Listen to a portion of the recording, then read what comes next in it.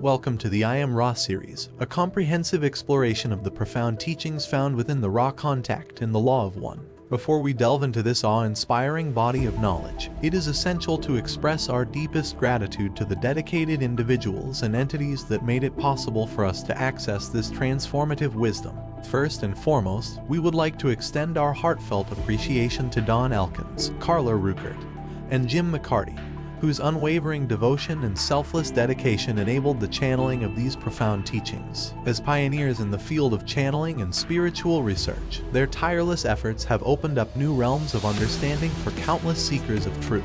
We are also profoundly grateful to Ra, the social memory complex, for their boundless compassion and generosity in sharing their vast wisdom with us. As an advanced group consciousness, Ra has provided guidance that transcends time and space, offering a framework for spiritual evolution that is as relevant today as it ever was. Through the tireless work of Don, Carla, Jim, and the loving assistance of Ra, the Law of One has become a beacon of light for those seeking to understand the interconnectedness of all things, the nature of reality, and the path towards spiritual evolution. Join us on this incredible journey as we explore the timeless wisdom of the I Am Ra series, delving into the depths of the Law of One and its powerful message for humanity. May the teachings illuminate your path and inspire your soul as we embark upon this voyage of discovery together. The following videos are the transcript from the recording of that conversation between Don Elkins and Ra.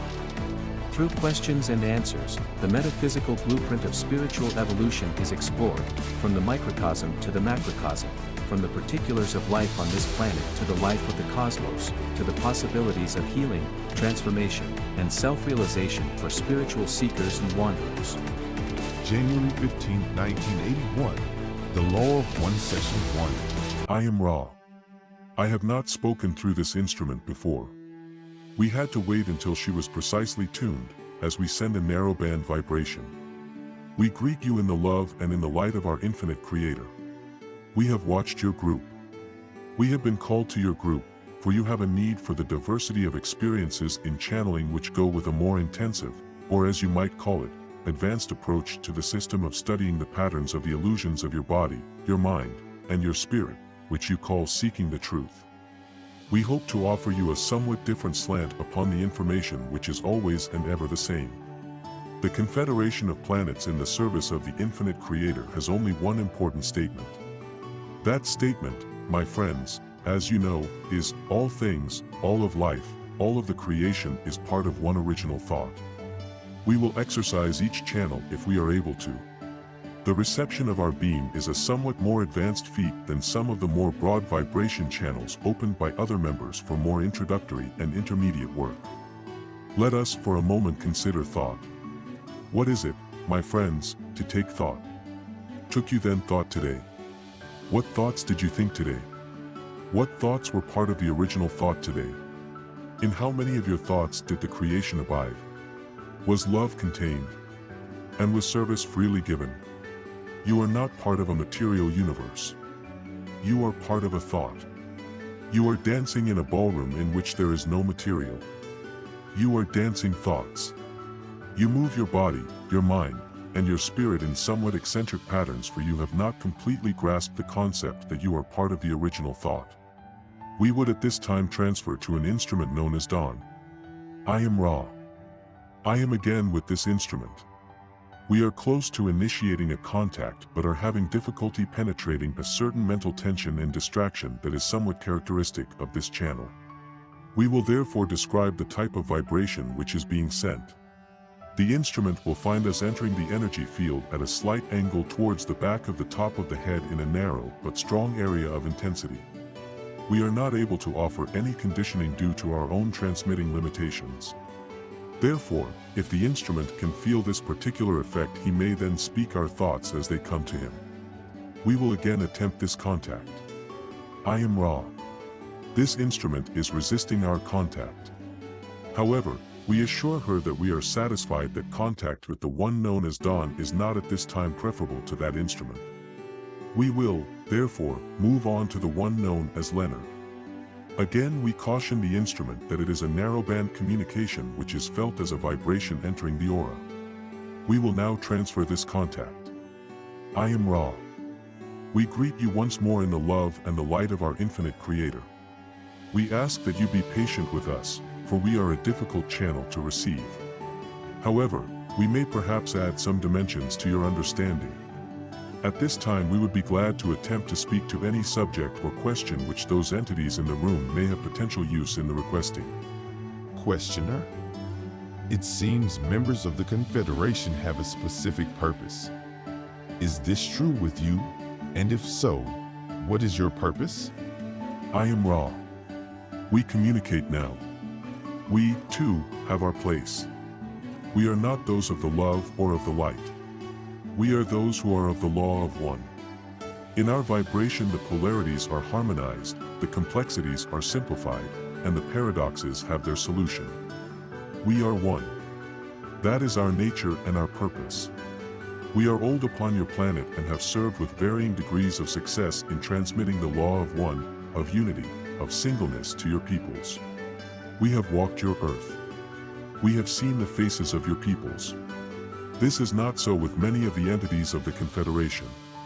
We found it was not efficacious. However, we then felt the great responsibility of staying in the capacity of removing the distortions and powers that had been given to the law of one. We will continue in this until your, shall we say, cycle is appropriately ended. If not this one, then the next. We are not a part of time and, thus, are able to be with you in any of your times. Does this give you enough information from which to extract our purpose, my brother? Questioner: Yes, it does. Thank you. We appreciate your vibration. Is there another query? Questioner: I've heard of the name Ra in connection with the Egyptians. Are you connected with that Ra. in any way? I am Ra. Yes, the connection is congruency. May we elucidate? Questioner: Please do. What do you not understand? Questioner: Could you give me a little more detail about your role with the Egyptians? I am Ra. The identity of the vibration Ra is our identity. We as a group, or what you would call a social memory complex, made contact with a race of your planetary kind which you call Egyptians. Others from our density made contact at the same time in South America, and the so-called lost cities were their attempts to contribute to the law of one. We spoke to one who heard and understood and was in a position to decree the law of one. However, the priests and peoples of that era quickly distorted our message, robbing it of the, shall we say, compassion with which unity is informed by its very nature. Since it contains all, it cannot abhor any. When we were no longer able to have appropriate channels through which to enunciate the law of one, we removed ourselves from the now hypocritical position which we had allowed ourselves to be placed in. And other myths, shall we say, other understandings having more to do with polarity and the things of your vibrational complex, again took over in that particular society complex. Does this form a sufficient amount of information, or could we speak further? Questioner: Inaudible. Is there another query? Questioner: I am Ra. Consider, if you will, that the universe is infinite. This has yet to be proven or disproven, but we can assure you that there is no end to yourselves, your understanding, what you would call your journey of seeking, or your perceptions of the creation. That which is infinite cannot be many, for manyness is a finite concept. To have infinity you must identify or define that infinity as unity, otherwise, the term does not have any referent or meaning. In an infinite creator there is only unity. You have seen simple examples of unity. You have seen the prism which shows all colors stemming from the sunlight. This is a simplistic example of unity. In truth there is no right or wrong.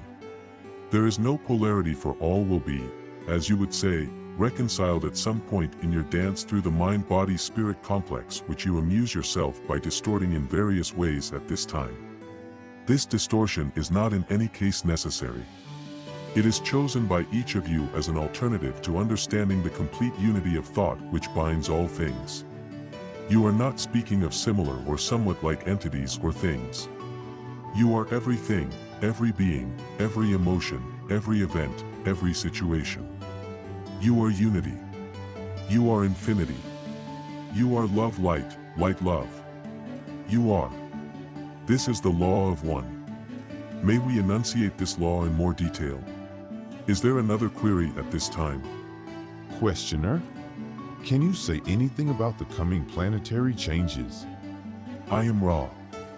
I preferred to wait until this instrument had again reached the proper state of depth of singleness or one-pointedness before we spoke. The changes are very, very trivial. We do not concern ourselves with the conditions which bring about harvest. Questioner, another question. Is it possible to create any acceleration of understanding in other entities, or are all efforts by the individual on himself accelerating his understanding? In other words, if an individual tries to act as a catalyst in general to increase the awareness of planetary consciousness, is he doing nothing but acting upon himself, or is it possible inaudible? I am Ra. We shall answer your question in two parts, both of which are important equally.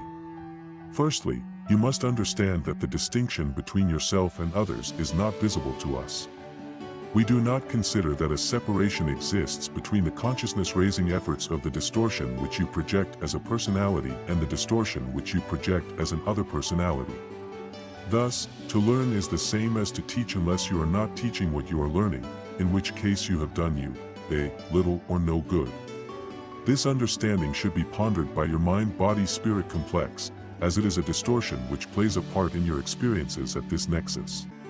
To turn to the second part of our response, may we state our understanding, limited though individuated consciousness, is that state of sharing understanding with the other distortions of mind-body-spirit complexes which are within the evident reach of the mind-body-spirit complex individual or group.